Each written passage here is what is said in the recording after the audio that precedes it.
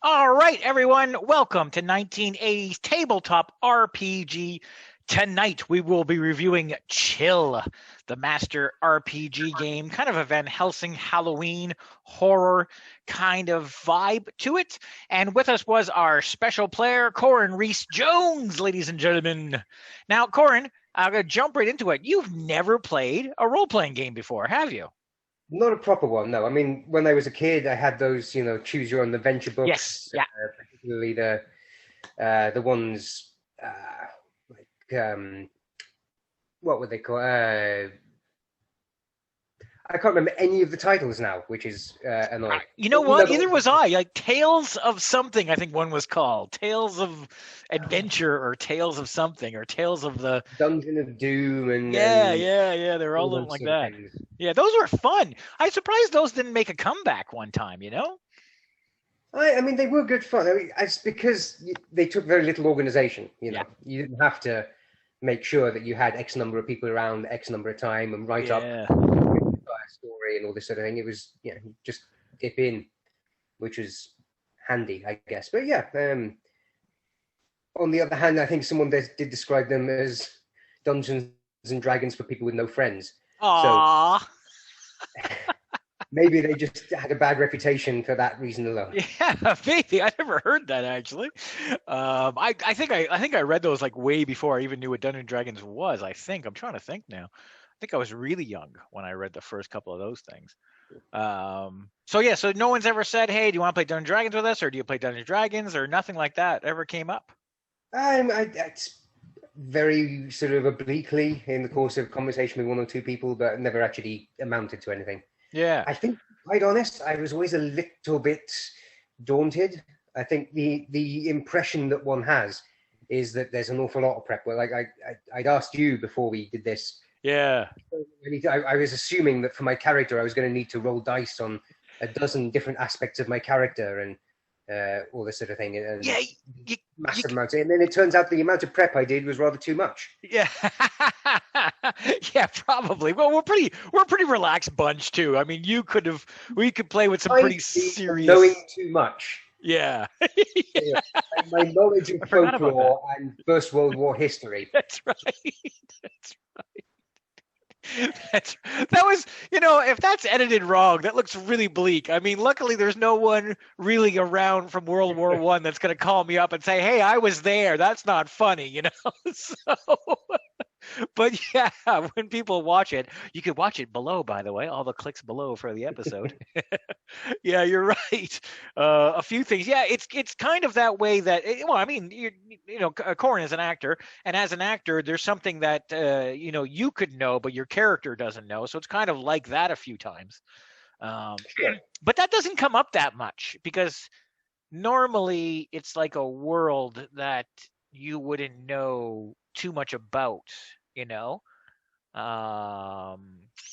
Like I think at even one point there was a monster attacking and you assumed it was harpies. And I'm like, oh no, they actually don't have harpies in this game. You know what I mean? Like, oh geez, they probably do in some sort of module or another form of it they do, but you're right. Sure. So that was a case of Corin jumping the gun on, what was your character's name again? Dr. Nels. Dr. Nels, yes, that's right. That was a case of Corin jumping on Dr. Nels. Well, so kind of. Like I say, Dr. Nels had a whole load of one of his things was folklore and all this sort of thing. True. Which is so I did my reading, I did my research, the way I would for when I played a Peruvian guy and discovered that 1/3 of the world's anchovies come from Peru. Oh, really? Which has nothing to do with the character, really. It's just the general background. Because as you say, as an actor, you do your research. Yeah. Turns out, I really didn't need to.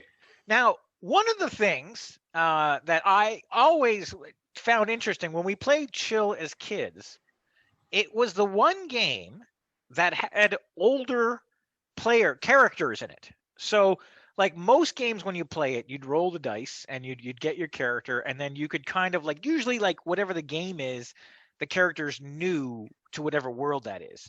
So a lot of the time, so when we're 12 or 14 or whatever we were playing it, we would play 18 years old or a 21-year-old. Whereas Chill has characters in it that are 40, that are 50, that are, some of them are in their 20s too, that have a nice variety to them. So both of us as older people playing a chill game, I find it refreshing that, hey, if you want to be a 27-year-old, you can, but you can play a 41-year-old as well. Yeah. So when you were giving the characters, there was a little bit mistake when I sent Corin the characters, but then we corrected it and you had all the proper characters in that. Did you find that there was a good variety? Because some games you make your own, but like Chill came with like, I think it's 10 characters or something like that. So I let the people pick. Did you find that interesting on which character to play, to read up in? I noticed when you saw Dr. Nels, there was something in there that you wanted to be him or not. But do you find that aspect fun about all the different characters you can play? Yes, I mean, to be quite honest, I think I was mostly interested in Dr. Nels when I saw that he had a crossbow. I was like, yeah, okay. After That's all fine. your intellectual speaking, as soon as you saw crossbow. I mean, having said that, it wouldn't particularly bother me whether I was playing someone who was, male or female or young or old, or whether we have my guy was Norwegian, or there was the Mexican, or Yeah. the It does that too. It has a variety of places that people are from too. Yeah. yeah. Like I said, I think actually, I mean, what crossbow notwithstanding, and I didn't even notice the sword stick. Yes.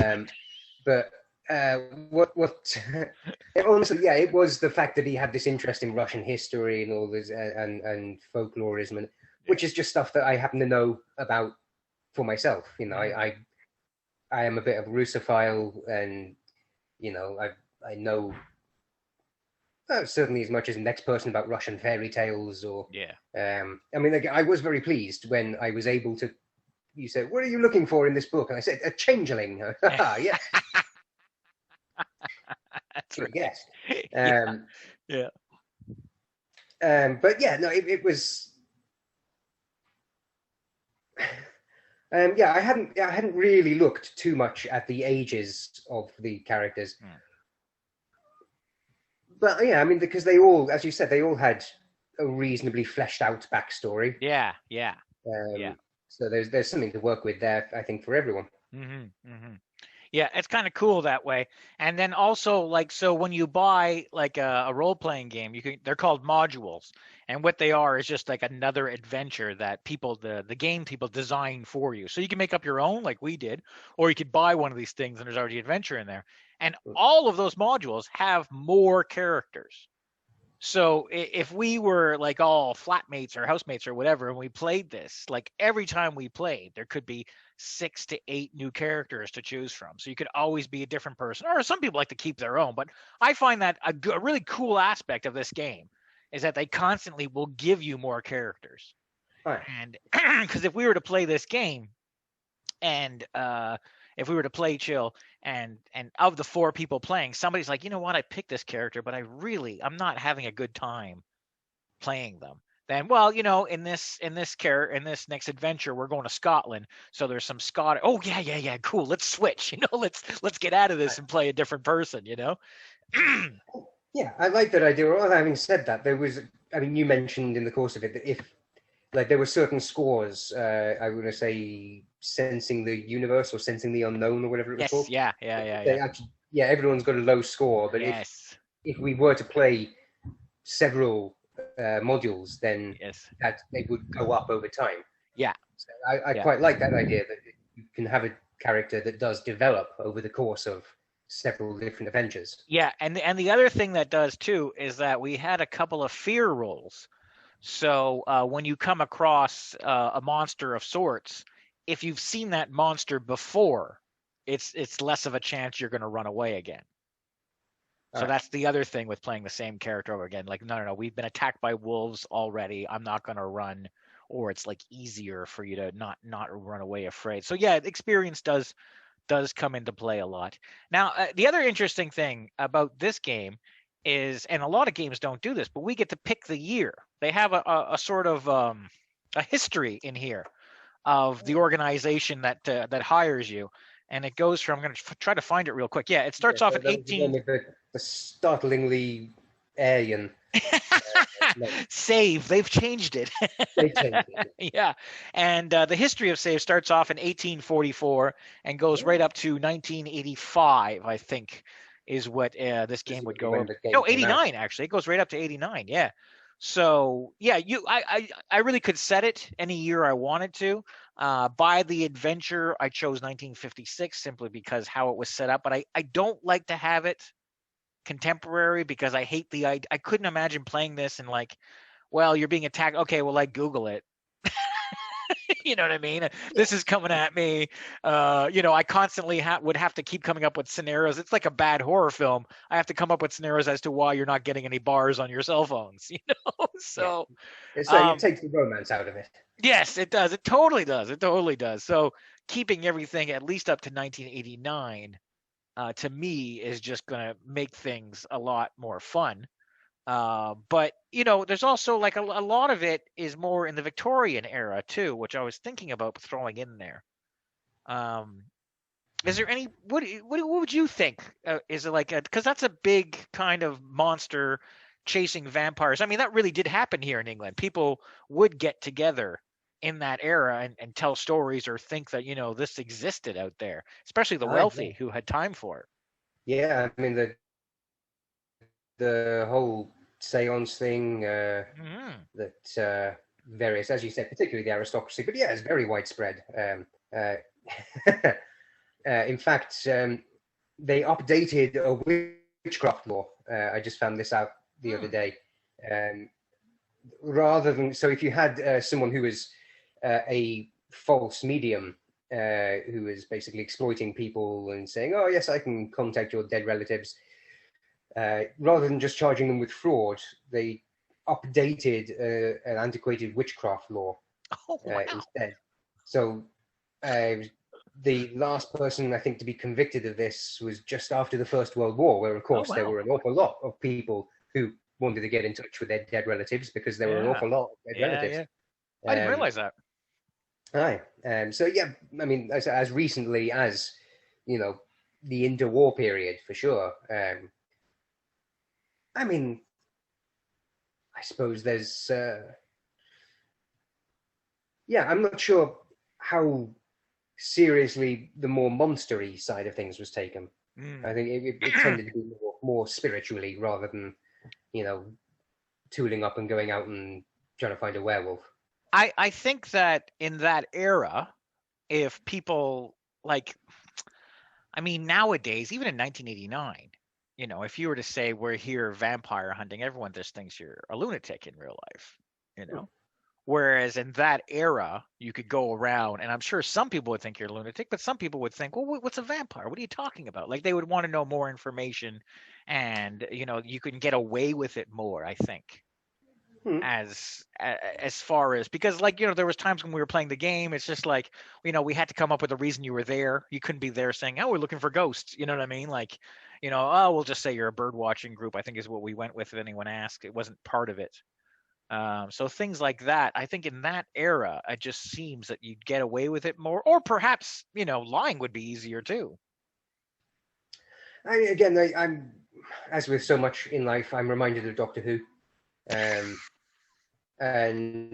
not so much in the modern era, but certainly in the older in the what is now known as the classic series.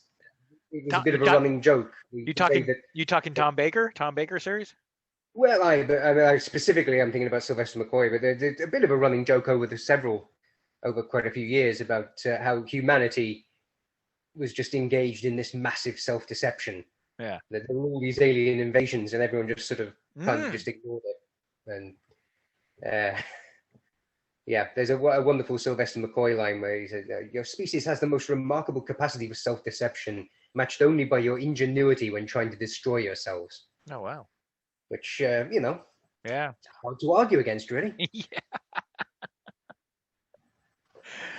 Did you? Because I mean, I guess this is your first time playing the role playing game. Did you enjoy the aspect of like anytime there was an attack or anytime there was a fighting, you rolled the dice for it? Was that something that was like, well, I guess this is the way it's done? Because that can bother some people. Because like the percentage that you have to hit someone I mean, someone could be like a champion prize fighter, right? Yeah, And then get in a boxing match, but 3 bad rolls. And like, well, I'm a champion prize fighter. How could I miss 3 times? Well, maybe you have a bad day, like, did you enjoy doing that, rolling the dice for certain aspects of it all? yeah. I don't think. I mean, I mean, in fairness, I never got shot, but um, it's. I think. I think most people, particularly if you've done martial arts, it's one thing being up against someone who is similarly trained. But I think anyone who knows it knows that if you're up against someone with no training at all, Yeah. you're probably in trouble because they're not going to come at you with any. They're just going to. It's similarly, I mean, I know how to use a sword pretty Yeah. well, but if someone who knows nothing about it just picks it up and starts hacking away, it's I'd probably be fine, but it's not at all inconceivable that there would be damage done. And in that respect, yeah, it is a bit of a roll of the dice. Yeah. Okay. Not wanting to put too fine a point on it, but yeah, it is a bit of a roll of the dice. Yeah. There you go. Da da da da da da. How about the aspect of playing with others? And some of the players you knew beforehand, and some of you didn't. Was that a good way to get to know them? Was that a fun way to introduce yourself, or was that, how did you enjoy that aspect of it? Just sitting back with people you never met before and playing this game with them. It was good. I mean,